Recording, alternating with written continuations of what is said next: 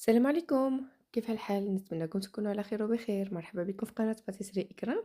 كيف ما كتشوفوا جبت لكم واحد جوج الانواع المملحات رمضانيه وغزالين كيجيو بريستيج. كيف ما كتشوفوا في المذاق ديالهم كيحمقوا صراحه، اللي ذاقهم عجبهم. يلا بالنسبه اللي باقي ما اشترك في القناه يشترك باش يوصلكم كل جديد ومميز. كيف ما كتشوفوا بحال هكذا، هذا كيكون كيشجعني على انني نزيد نعطي ونقدم كل ما هو مميز. وما تنساوش تفعيل الجرس باش يوصلكم كل جديد. اذا نبداو على بركه الله ونشوفوا المقادير وطريقه التحضير. اول حاجه غادي نبدا بها انا هي لاباط بغيزيل، عجينه مرمله. عندي الزبده هنايا حيوانيه بحراره المطبخ. وبالنسبه للدقيق راه خاص بالحلويات. بعد منهم كيسقسيوني على النوع ديال الدقيق اللي كنخدم به، راه كيكون خاص بالحلويات. غادي ندخل ديك الزبده في الدقيق كيف ما كتشوفوا، غنرملها فيهم بحال هكذا. وملي كتكون الزبده بحراره المطبخ راه كتساعدني. كيف ما كتشوفوا دخلت الزبده في الدقيق مره كامله. غادي نزيد عليها البيض. بالنسبه للكميه اللي استخدمت انا، راه يمكن تكفاك فيها جوج بيضات او حتى ثلاثه، يعني كيبقى دائما على حسب نوعيه الدقيق. كاين دقيق اللي كيشرب وكاين اللي لا. بعض المرات كيتكفاني فيهم جوج البيضات، وبعض المرات هاد المره هادي زدت الثالثه باش تجمع لي الخليط. وبالنسبه للعجينه مرمله، كاين اللي كطيحلو في الفران يعني كتقلص لها الحجم ديالها. راه هذا راجع لانكم كتعجنوها او كتزيدوا لها شي ماده سائله وكتغير الكراماج ديالها.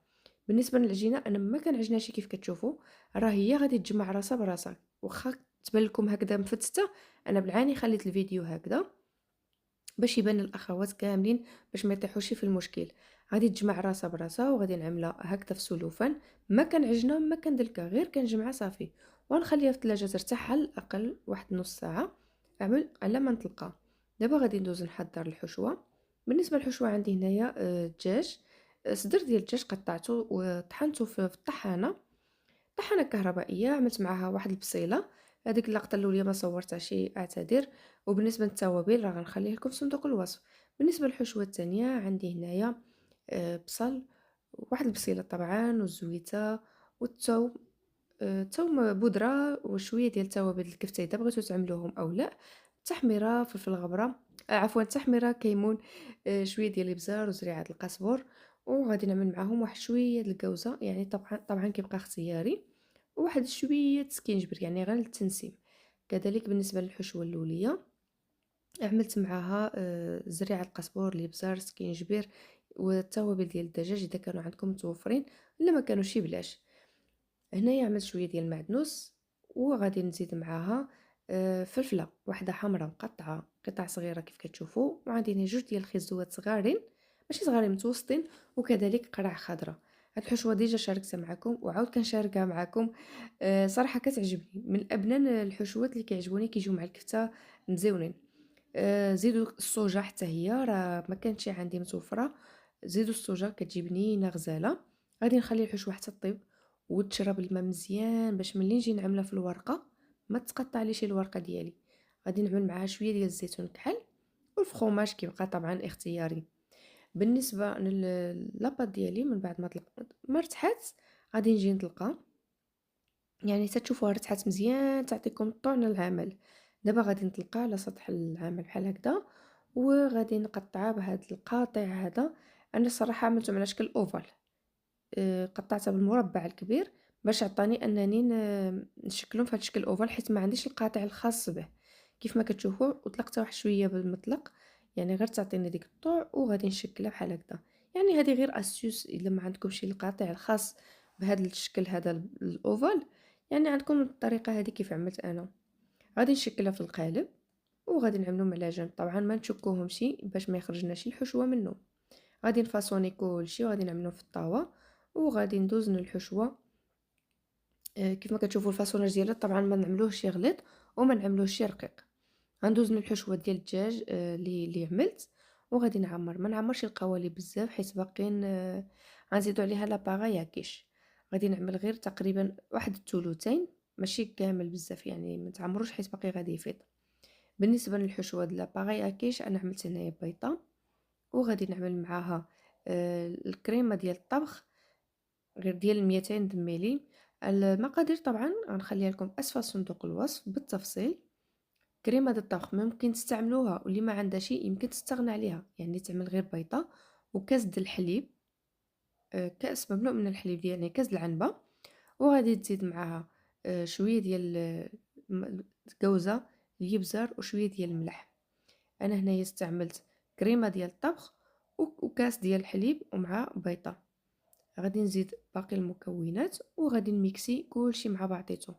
بالنسبة للكوزة كاين اللي كيبغيها وكاين اللي لا، ولكن كتجي بنينة بصراحة. الكيش كيجي بها بنين غزال كيحمق خصوصا مع الدجاج. غادي نعمل معاها واحد شوية ديال الابزار والملح. طبعا غادي تراعيو الملح لان ديجا الدجاج مطيب بالملاح وكيكون مغسول بالملاح، وكذلك الفخوماج حتى هو كيكون مالح باش ما يجيكمش لاباراي ديالكم مالحه. غنميكسي كلشي هكذا اولا خلطو غير بيدك. دابا غادي نخوي على لاباراي ديالنا، يعني الدجاج اللي عندنا ما نعمروهمش بزاف باش ما يفيطولناش في الفران، وغنعمل عليهم فخوماج بحال هكذا غابي كيجي غزال في المنظر وحتى في المذاق ديالو. كيجي واحد التعليكه كتحمق صراحه، جربوه وردوا عليا خبر. كيجيو معلكين وحتى الدجاج ما كيبقاش يناشف. غندخلوهم الفران عفوا يطيبوا من الفوق ومن التحت على درجه 165 او 170 درجه. بالنسبه للحشوه الثانيه انا قطعت الورقه هكذا شرائط طوالين. بغيتو تعملوهم بريوات، بغيتو تعملوهم فرادة، ديجا كنت شاركت معكم الطريقه ديال الفرادة. بغيتو تعملوهم بسيطلات يعني كيبقاو سيجار اللي عجبكم. الحشوه اهم حاجه تكون بارده وفي نفس الوقت تكون ناشفه من الماء مزيان، يعني تخليوها تشحر حتى تنشف من الماء مزيان باش ملي تعملوها في الورقه ما تقطعش. وحتى ملي تجيو تقليوهم ما يجيوش راطبين من داخل فاسكين. انا عندي هنايا جوج بيضات دقيق والشابلوغ. بالنسبه للشابلوغ انا عملت معاه واحد شويه ديال الزنجلان كحل والبيض باش عطاني ديك الديكور ديالو. اول مرحله كندوزو ليها هي اننا كنهزو ديك البريوات كنعملوهم في الدقيق هما الاوليين، عاد في البيض، عاد في الشابلوغ. وكل واحد والطريقه ديالو في التفنيد ديال البريوات. كاين اللي كيعمل البيض والطحين عاود كيعاود على البيض والطحين، يعني كيبقى يعاود ديك الخطوات جوج النوبات. كل واحد كيتصرف كيف بغا، ولكن الطريقه هذه اضمن باش ما كيجيش ديك القشره غليظه، وفي نفس الوقت ما كيجيوش يهزين الطحين بزاف. غادي نعمل لهم هكذا الشابلوغ وغنخليهم على جنب حتى نقليهم. طبعا القلي غادي يكون على نار مهيله باش ما يتحرقوناش من على برا. نتوما كتعرفوا الشابلوغ راه كيكون فيه البيض اللي غادي يخلي الخليط البريوات عفوا يطيب ويتحمروا دغيا. غنطيبوهم على نار مهيله ونقلبوا فيهم كل مره، نقلبوا منه فيهم شويه بشويه حتى كنحسوا انهم طابوا وتحمروا. طبعا حتى الطياب كيدخل عليهم من داخل ما كيجيوش خضر من داخل. كنتمنى الفيديو يكون نال الاعجاب ديالكم. بالصحة والراحة، عواشركم مبروكة ورمضان كريم يدخل عليكم الصحة والعافية جميعا.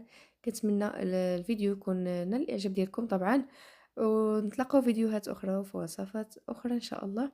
ما تبخلوش عليا بالاشتراك في القناة وكذلك بالدعم بلايك اي كومنتير عاوتاني حتى هو اللي عملتوه راه كنجاوب على لي كومنتير، او حتى الا دخلتوا عندي الخاص طبعا.